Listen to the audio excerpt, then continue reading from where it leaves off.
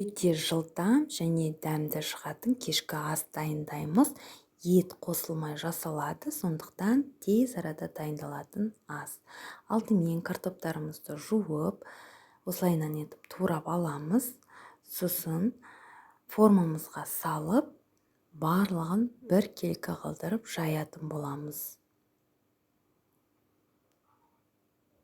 Енді үстіне қара бұрыш, сосын қызыл бұрыш, содан кейін тұз қосамыз.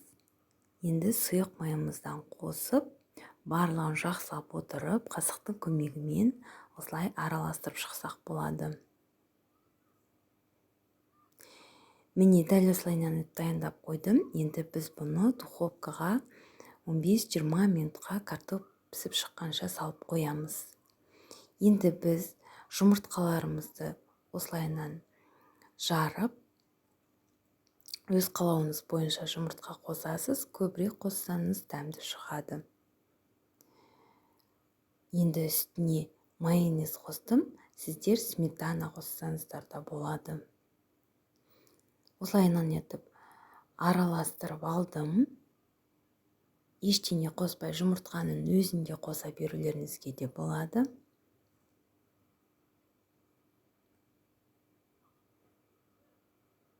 Аздаған тұз қосып жібересіздер, сосын осылайынан етіп араластырып аласыздар. Енді біз жәнегі духовкадан картошкамызды алып, үстіне осылайынан етіп жұмыртқамызды құямыз. Енді барып колбаса саламыз.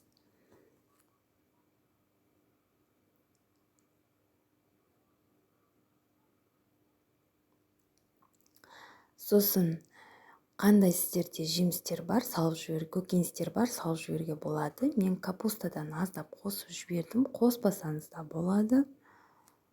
Енді сыр қосып, осылай бір кек ағып сырымызды жайып шығамыз. Енді тағы да духовкаға 15-20 минутқа пісіріп аламыз. Міне біздің тамағымыз дайын, өте дәмді. Осылай жылдам арада дайындалады. Сіздер рецепт бойынша жасап көріңіз. Рецепт описанияда болады. Бізге лайк басып, каналымызға тіркеліп алыңыз. Сәттілік сізге.